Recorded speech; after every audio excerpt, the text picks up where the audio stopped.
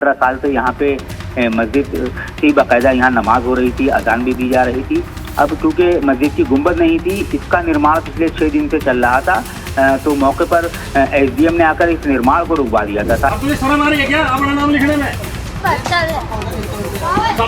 सबसे क्या ठेकेदारी है? सब कौन है? कौन हो बता दो मार्केट में कौन है?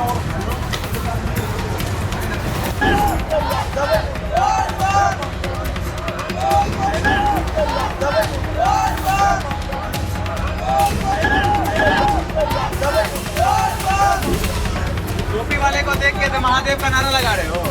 हाँ, क्या टोपी वाले हैं? टोपी बोल रहा है जी, टोपी वाले को देख के नारा लगा रहे हैं, बोल बम बोल। अरे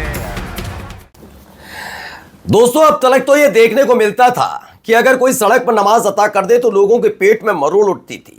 एक पूरा प्रदर्शन शुरू किया गया था, जिसके बाद रोक लगी। मुसलमानों ने कहा हम मस्जिद में नमाज अता करेंगे, तो मस्जिदों को विवादित किया जाने लगा। फिर मस्जिदों में भी नमाज नहीं अता होने लगी। हाल ही में देखने को यह भी मिला, कुछ लोगों ने अपने घर की छत पर नमाज अता की तो उनसे भी पेट में मरोड़ उठ रही थी। हिंदूवादी संगठन की शिकायत पर किस तरह से पुलिस काम कर रही थी। लेकिन क्या मान लिया जाए कि अब नमाज अता करने पर ही पूरी तरह से पाबंदी रहेगी?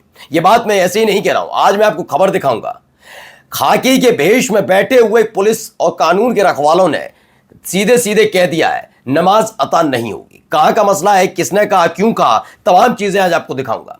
लेकिन इसके साथ साथ आपको यह भी दिखाऊंगा कि कैसे भगवा के भेष में खड़े होकर जो अपने आप को बहुत सनातनी कहते हैं, कांवड़िये कहते हैं, उनका मुख्य उद्देश्य क्या है, मैं वो भी दिखाऊंगा कि कैसे वो मुसलमानों को टारगेट करते हुए नजर आते हैं और उसको पूरी गर्व के साथ बताते हैं। जबकि आरएसएस प्रमुख मोहन भागवत का हाल ही का जो बयान है वो भी सुनिएगा और देखिएगा क्या कहा उन्होंने। और ये भी देखिए, जब एक बुर्के वाली महिला से बदतमीजी की तो कैसे उसने वहीं उसी जगह सबक सिखा दिया लफंगे को। नमस्कार, मैं हूं प्रज्वल गौतम और आप देख रहे हैं the Live TV. The Live TV, सच सबसे आगे। शुरुआत इस खबर के साथ करने जा रहा हूं। सलाम टीवी की खबर है। पीलीभीत में एक गाजीपुर मुगल गांव में बताया जा रहा है 17 साल से यहाँ पे मस्जिद थी, बाकायदा यहाँ नमाज हो रही थी, अजान भी दी जा रही थी। अब क्योंकि मस्जिद की गुंबद नहीं थी, इसका निर्माण पिछले 6 दिन से चल रहा था, तो मौके पर एसडीएम ने आकर इस निर्माण को रुकवा दिया था, साथ ही नमाज पे रोक नहीं लगाई थी। इसके बाद जो पुलिस है वो अब नमाज को आके रोक रही है, साथ ही जो अजान है वो आके रोक रही है। ऐसा कहना जो मुस्लिम लोग हैं उस गांव के, वो बड़ी संख्या में जिला अध्यक्ष कांग्रेस के हरप्रीत सिंह चब्बा उनके साथ। तो हुआ क्या है, जो दावा है, पहले सलाम टीवी की खबर है जिसे द मुस्लिम ने भी आगे बढ़ाया। उन्होंने लिखा कि यूपी के पीलीभीत में गाजी मुगल गांव है, अजान और नमाज पढ़ने पर होगा मुकदमा दर्ज। एक सिपाही और दरोगा ने स्थानीय मुसलमानों को धमकाया। ऐसे आरोप लगाए गए कि उन्होंने पहले ही इस पर, चूंकि गुम्मद नहीं बनी थी तो उसका गुम्मद बनाने पर एसडीएम ने रोक लगा दी थी। लेकिन यहाँ पर नमाज लगातार अता की जा रही थी 17 साल से। लेकिन अचानक से ये खाकी के रखवालों, कानून के रखवालों में खाकी के भेष में जो घूम रहे हैं, उनके अंदर जरा नैतिकता जागी। उन्होंने कहा ओहो, ये कैसे संभव है। तो उन्होंने आरोप है कि एक सिपाही और दरोगा ने मुसलमानों को धमकी दी है कि अजान और नमाज यहां पर नहीं पढ़ी जाएगी। मस्जिद के निर्माण कार्य को एसडीएम ने रुकवाया था। हिंदूवादी संगठन और प्रशासन दोनों मिलकर मुसलमानों को कर रहे परेशान स्थानीय लोगों का यह आरोप है कि लगातार इस तरह से परेशान किया जा रहा है। तो अब आप समझ लीजिए, नमाज अता करने पर भी कैसे पूरी तरह, अब तो मस्जिद के अंदर भी नमाज कैसे अता नहीं कर सकते, ये आपको दिखाया जा रहा हो। हिंदूवादी संगठन छोड़ दीजिए, जब जिनके ऊपर जिम्मेदारी है, इंसाफ कैसे होगा? इंसाफ होगा तथ्यों के आधार पर, सबूतों के आधार पर, कानून के आधार पर। लेकिन हिंदूवादी संगठनों के आधार पर, उनके कहने के आधार पर कार्रवाई हो तो फिर कानून का क्या ही कहना। चलिए एक और खबर देखिए। यहां पर भी देखिए नफरत की बारिश कैसे होती है।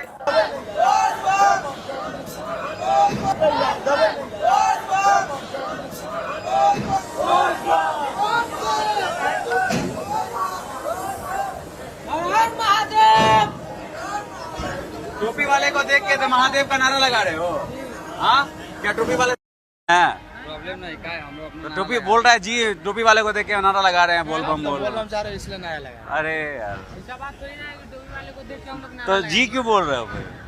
अभी तो बोले, कैमरा देख के पलट गए। आप पूछे कहाँ था ये बात? हाँ, देख रहे हैं, हरकत देख रहे हैं ना तुम लोग। हरकत क्या है? हरकत वही चीज के लिए हरकत थोड़ी ना है। क्या है तो? हाँ? क्या है? हम बोल बम अभी बोलना है, बोल बम। वो तो बोलो भाई, तो तुम्हारा बोल के करेंगे। दायित्व बनता है बोलना। और टोपी वाले को देख करके ज्यादा जोर जोर से बोलना ये तो गलत है ना। हम बोलबे करें। हाँ सेकुलरिज्म है इंडिया में, इंडिया सेकुलरिज्म कंट्री है, इसमें सबको अपना अपना अधिकार है। सेकुलरिज्म आप दिखा नहीं रहे हैं ना सर, सेकुलरिज्म आप दिखा नहीं, आपने टोपी वाले को देखा बोल बम का नारा लगाना शुरू कर दिया।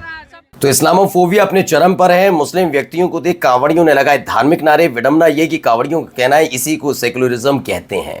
अच्छी बात है, सेकुलरिज्म होना चाहिए, लेकिन इनमें से कितना आपको पक्का सनातनी नजर आता है, कितनों के चेहरे पर आस्था का नूर नजर आता है, ज़रा वो भी बता दीजिएगा। फिर मैं आप अपने दर्शकों को बता दूं कि आपका अपना भाई प्राज्वल गौतम, मैं खुद एक सनातनी हूँ, मैं एक ब्राह्मण हूँ, और मैं इसलिए बता रहा हूँ क्योंकि जब जब ऐसे लोग मैं देखता हूँ तो बड़ी हंसी नहीं आती। अब मतलब पारा हाई हो जाता है। पहले शुरुआत में लगा कि ये छुट्टू बुट्टे हैं, कोई नहीं, लेकिन इन्होंने इसे धंधा बनाया है। जिन कांवड़िए कहा जा रहा है, पहले तो मैं इस बात से आपत्ति जताता हूँ कि सनातन से परंपरा से ताल्लुक़ रखने वाले और वो कांवड़िए, क्योंकि मैं 5 बार कांवड़ ला चुका हूँ इसलिए पता है। पहले का दौर अलग था, जब हम कांवड़ लेकर आते थे तो श्रद्धा की भाव से देखा जाए तो, और ऐसा नहीं छिटपुट घटनाएं नहीं होती थी, लेकिन हिंदू मुसलमान नहीं होता, छिटपुट होता था। जो बड़ा देश है और बड़े लोग हैं तो बड़ी जनसंख्या है तो हर जगह होता है, हर धर्म में होता है जब बड़ा आयोजन होता है, लेकिन ऐसा नहीं होता था। अब मैं गारंटी के साथ कह सकता हूं कि तकरीबन 70% ऐसे लोग हैं जो धर्म के साथ यानी आस्था के साथ जाते हैं, और 30% उत्पात करने जाते हैं, क्योंकि यही उनका धंधा, उनका काम है। उनमें से ये लोग भी हैं, तो इसलिए उत्पाती कहिए, कांवड़िए नहीं है, क्योंकि कांवड़िया हमारे धर्म से जुड़ी हुई चीज़ है। ठीक है, अब आइए, लाइव टीवी खबर है, पहले दिन इस्लाम जब भारत में आया उस दिन इस्लाम यहाँ है और रहेगा, ये मोहन भागवत RSS प्रमुख कहते हैं।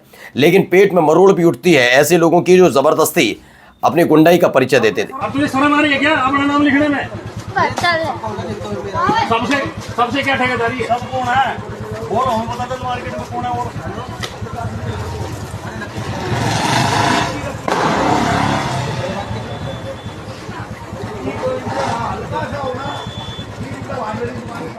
अब हुआ क्या है, दिल्ली की ये खबर है, हरियाणा डेयरी लिख दिया। इससे भी दिक्कत है, हरियाणा डेयरी नहीं लिख सकते आप, हरियाणा डेयरी नहीं लिख सकते आप, भारत के नाम पर कुछ अपनी दुकान नहीं खोल सकते, ये सब नहीं कर सकते आप। क्या है, हरियाणा डेयरी के नाम से दुकान चलाने वाले मुस्लिम दुकानदार राहिल खान को विपिन नाम का एक व्यक्ति ने उसकी धार्मिक पहचान के आधार पर नाम बदलने के लिए कहा और धमकी दी। व्यक्ति किसी विपिन नाम का व्यक्ति थोड़ी ना, विपिन नाम का लुच्चा, ये लुच्चा जिसके आगे पुलिस भी शायद कुछ कर ना पाए। ये लुच्चे की वो दुकान चलाने वाले लोग हैं जिनका रोजगार ये है। इनको किसने अधिकार दिया? अगर यकीन बताऊं, ये पढ़ लिख जाता, इसको अच्छी नौकरी मिल जाती तो इस सुबह अपने काम पर जाता। ये लुच्चा ही न कर रहा होता, लेकिन इसको दिया ही ये काम गया है। तुम्हें क्या करोगे नौकरी करके? ये काम करो ना, गुंडाई भी रहेगी, दबदबा भी रहेगा, लुच्चेपन का अवार्ड भी मिलेगा, पैसा भी मिलेगा। शायद यही होता होगा, तभी तो इतना काम दाम छोड़कर इस पूरे हालात में जब लोग पैसा ज़्यादा से ज़्यादा कमाना चाहते हैं घर चलाने के लिए, लुच्चे ही पे उतरे हुए हैं, ये कर रहे हैं, तो इसका मतलब पैसा मिल रहा होगा तभी। इन सब के बीच एक पुराना बयान है, लेकिन देखिए, रामदेव का विवादित बयान, इस्लाम में सिर्फ नमाज पढ़ो, उसके बाद जो पाप करना है करो। ये कौन कह रहे हैं? बाबा रामदेव कह रहे हैं।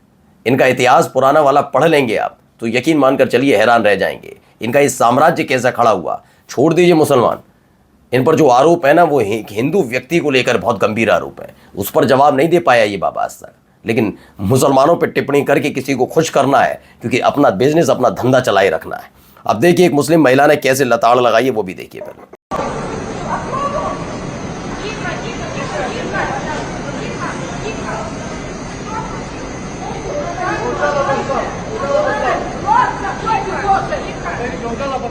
तो मुस्लिम महिलाओं के साथ एक रूसी व्यक्ति उनके बुर्के पर अभद्र टिप्पणी कर रहा था। ऐसे हालात में मुस्लिम महिलाओं को अपना पक्ष रखने में कदम उठाना बहुत ज़रूरी है। इस तरीके से लताड़ कर खदेड़ दिया एक लुच्चे को, कैसे भागता हुआ नजर आया खुद आपने देखा। और इन सब के बीच एक बड़ी खबर और दिखा रहा हूँ, न्यूज़ 24 की खबर है, जिसमें दस्तावेजों में मिली कमी।